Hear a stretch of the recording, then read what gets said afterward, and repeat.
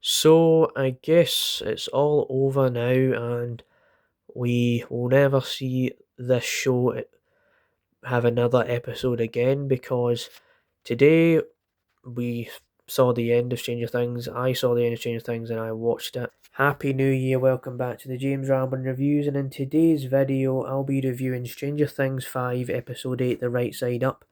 And before we get into how I felt about the episode, what I personally felt was good about it and things like that, I will just say this right now, that I've been totally honest about Stranger Things Season 5 in all of my videos and all of my coverage of the entire season, that I I didn't love it, but I didn't really hate it either, if you know what I mean. I've been kind of mixed on it because it's just been points where it's been really, really slow.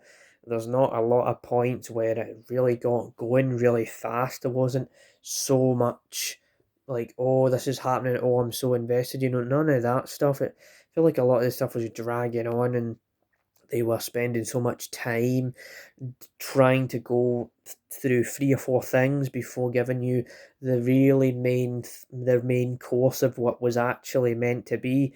And there was things like that where I was like, don't know how this is gonna go, don't know where they're gonna go with this. And then they wasted a lot of time with the last three episodes, and then it just felt like I don't really know if this is gonna go the way I want it to go.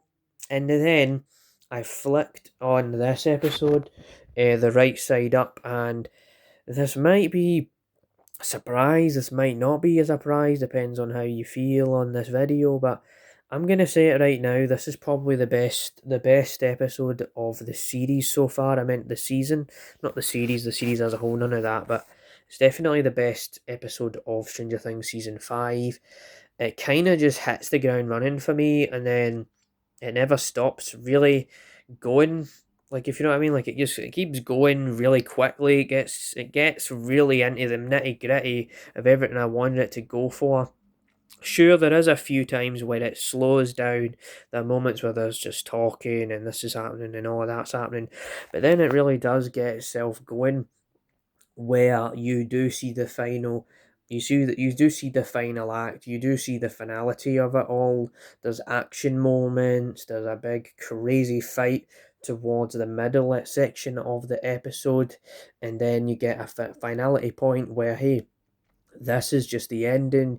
We have ended it all. We have finally ended it. This is how we've done it. So there is all of that, and I will be getting into some spoilers of this episode as well, because I will say my first favourite thing about this episode was that they didn't try to kill off every character, and I do appreciate that. They tried to just give you kind of this, happy ending to the show. It's like, everyone's gonna go off on their own adventure. Everyone's gonna go and find a new chapter in their life. Like, I kind of like that feeling of it. Instead of killing off every character, because if you just kill off every character willy-nilly out of nowhere, it wouldn't have made any sense. So I do like that.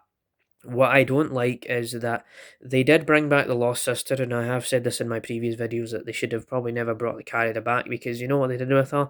They just they just get her killed, and she's lying on the floor and she's bleeding, and that was all that happened with her character. So that's probably where I was like, I don't know if I'm really bothered about it. Like, when she died, I didn't really care, I'll be honest. Like, it was like, whatever, let's just go past that. And so I like that about it. I also like that Vecna is not treated like a saint or anything like that, because there is a couple of moments. There's a moment in the episode, the entire 2 hour long episode, where you could tell, oh, they're trying to set up this idea that and Will is like in his head, in Vecna's head, and he's feeling what Vecna is feeling, and it's feeling like, they're gonna get sentimental with Vecna. They're gonna be like, oh, he wasn't that bad after all. But they didn't do that. They did actually make him out to be a pretty horrible guy and expose his plan, expose him for who he was. And I just love that they did that, and they did actually kill Vecna as well. So they really did all of that good stuff, where You know, they tell you that the guy is bad, and the guy is really bad, and so I like that about it. I think there's some really good acting here, like Jamie Campbell. I think his name is Jamie Campbell Bower, who plays Vecna, and you know Henry. Really standout performance from him as well. I also think that a lot of the acting is pretty solid, and I do like what they do with Eleven's character, with how they do decide to get rid of her because you know she was the reason why.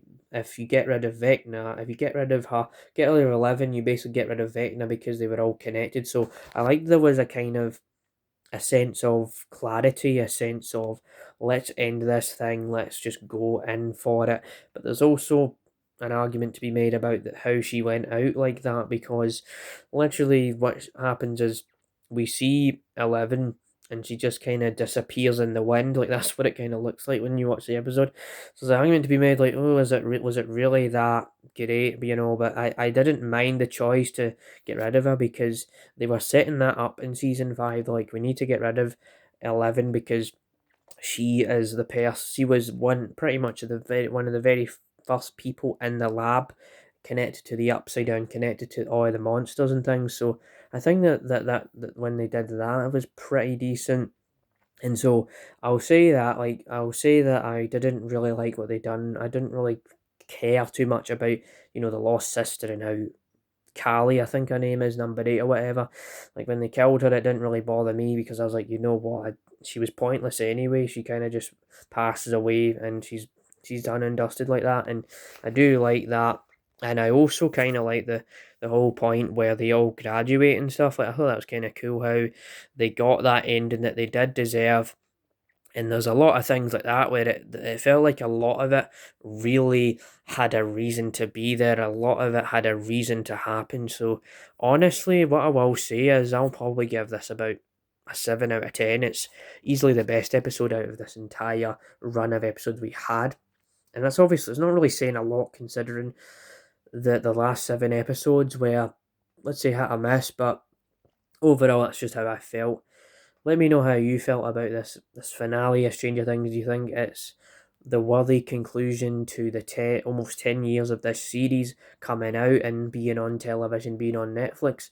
Or do you think it's just not a very great episode or whatever? So let me know how you felt about it, because that's how I felt. I mean, you're probably shocked to see me actually having a thumbs up to this episode, because I was kind of, being honest with you, the saying, I wasn't really a big fan of the other episodes, but that's just how I felt. And stay tuned for more reviews, because so I guess it's just the beginning of the new videos coming out 2026. So yeah, stay tuned and I'll see you for another review on the James Ramblin Reviews. Bye.